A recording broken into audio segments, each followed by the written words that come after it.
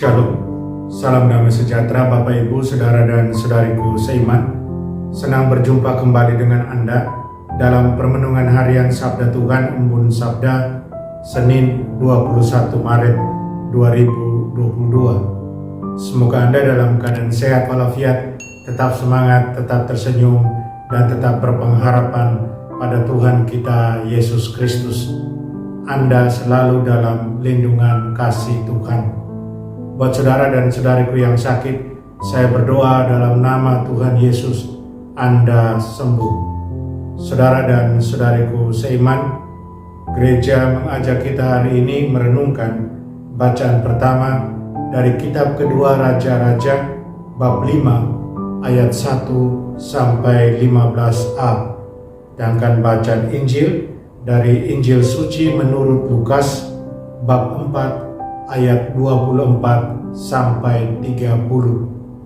Saudara dan saudariku, saya ajak Anda hari ini merenungkan Tuhan beri kesembuhan bagi yang beriman dan rendah hati.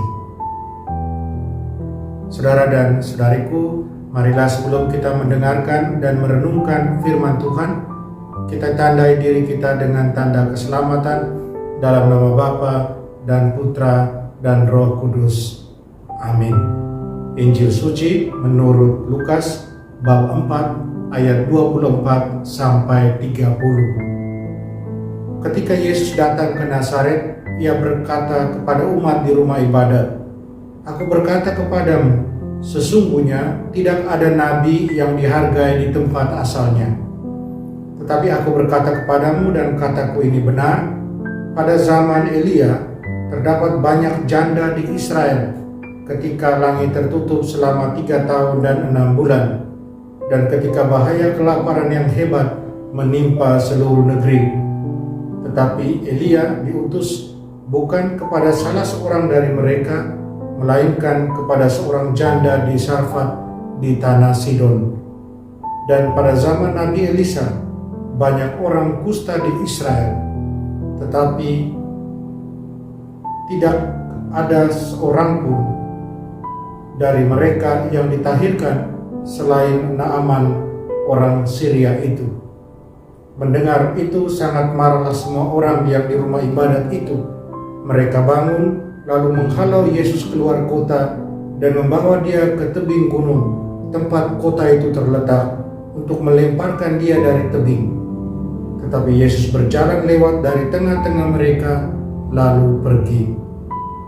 Demikianlah sabda Tuhan. Terpujilah Kristus. Saudara dan saudariku yang terkasih dalam Kristus, apakah kita percaya bahwa Tuhan mau bertindak dengan kuasa dalam hidup kita? Kekuatan yang membebaskan kita dari dosa dan keinginan yang menyakitkan, dari ketakutan dan penindasan. Dalam seluruh kitab suci kita melihat bagaimana tindakan-tindakan Tuhan yang begitu besar menyelamatkan umatnya dari kematian dan kehancuran. Kita lihat misalnya Bahtera Nuh yang menyelamatkan keluarganya dari banjir kejahatan yang telah menyebar ke seluruh negeri, hingga sampai pada Musa dan orang Israel yang menyeberangi perairan Laut Merah. Sepanjang kisah Injil juga, Yesus memuji orang-orang yang menaruh iman mereka kepada Tuhan ketika mereka mengingat perbuatan-perbuatan besar dan menakjubkan yang telah dilakukan oleh Allah berulang kali buat mereka. Yesus bahkan memuji orang luar, non-Yahudi dari negeri lain yang telah mendengar tentang perbuatan besar Tuhan Allah Israel. Dia berikan contoh, dan salah satu contoh yang dia berikan adalah apa yang kita dengar dalam bacaan pertama dari kitab kedua Raja-Raja mengenai Naaman, panglima tentara dari Syria yang menderita kusta, yang disembuhkan oleh Nabi Elisa, dan dia mendapat kesembuhan itu karena dia percaya pada apa yang dikatakan oleh Nabi Allah, oleh Elisa, dengan mandi 7 kali di sungai Yordan. Walaupun pada awalnya dia marah dan tidak menerima, tapi kemudian dia taat pada instruksi Nabi, dia bertobat dalam hal ini dan dia menjadi sembuh. Dia dipulihkan tubuh dan jiwanya. Saudara dan saudariku, apa pentingnya kesembuhan daripada Naaman ini?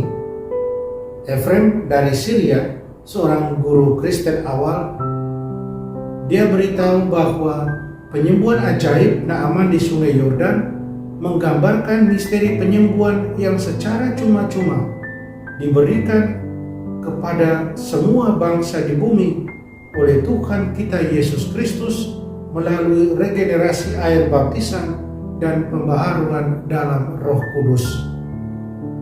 Kita pernah dengar Yesus juga berkata kepada Nikodemus, jika seseorang tidak dilahirkan dari air dan roh, ia tidak dapat masuk ke dalam kerajaan Allah. Saudara dan saudariku, Tuhan Yesus ingin memperbaharui di dalam diri kita masing-masing karunia iman dan kuasa baptisan dan Roh Kudus yang menyucikan kita dari kusta-kusta dosa kita dan menjadikan kita sebagai yang lahir baru, sebagai putra-putri Allah. Saudara dan saudariku yang terkasih dalam Kristus, ketika Yesus pertama kali mewartakan kabar sukacita, kabar baik kerajaan Allah kepada orang-orang sekampungnya seasalnya, ia tidak ragu-ragu menghadapi mereka dengan dosa ketidakpedulian dan ketidakpercayaan mereka. Dia mengejutkan mereka yang ada dalam rumah ibadat dengan teguran bahwa tidak ada nabi atau hamba Allah yang dihormati di tempat asalnya sendiri.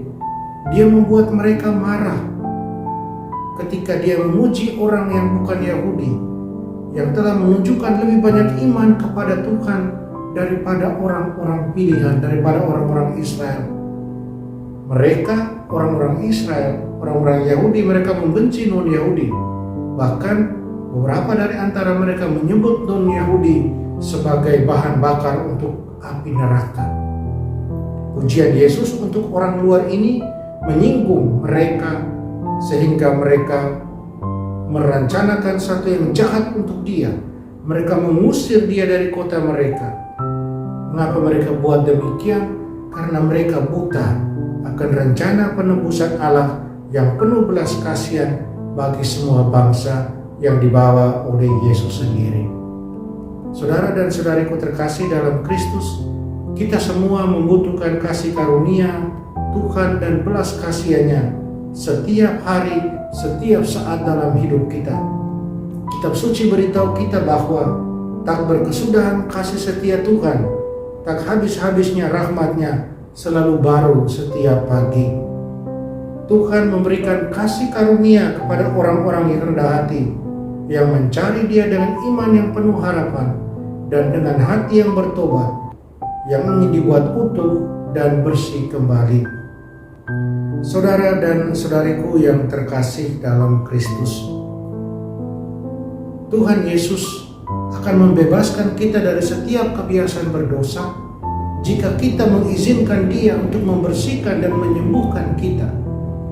Jika kita ingin berjalan dalam kebebasan dan bertumbuh dalam kasih dan kekudusan, maka kita harus dengan rendah hati meninggalkan jalan dosa kita dan tunduk pada kehendak Kristus, tunduk pada instruksi Kristus. Kitab suci memberitahu kita bahwa Tuhan mendisiplinkan kita demi kebaikan kita, agar kita dapat berbagi kekudusannya. Apakah kita ingin Tuhan Yesus membebaskan kita dan membuat kita utuh kembali? Satu pertanyaan buat kita masing-masing. Mari kita minta Dia untuk menunjukkan kepada kita cara berjalan dalam kasih dan kebenaran dan penyembuhannya. Dan saudara dan saudariku, jadilah terus setia dan berkomitmen dalam iman dengan semangat kerendahan hati. Amin. Mari kita berdoa mohon kekuatan dari Tuhan. Tuhan Yesus, ajari kami untuk mencintai jalan-jalan-Mu, agar kami cepat meninggalkan dosa dalam hidup kami. Jadikanlah kami utuh dan bersih kembali sehingga kami boleh melakukan kehendak-Mu dengan penuh sukacita. Amin. Mari kita mohon berkat Tuhan, Tuhan serta-Mu dan serta-Mu juga. Kita sekalian semua yang kita sayangi dan kasih, segala karya, rencana karya kita dibimbing dan diberkati Allah yang Maha Kuasa, Bapa dan Putra dan Roh Kudus. Amin. Saudara dan saudariku, jalanilah hari ini dengan senyum.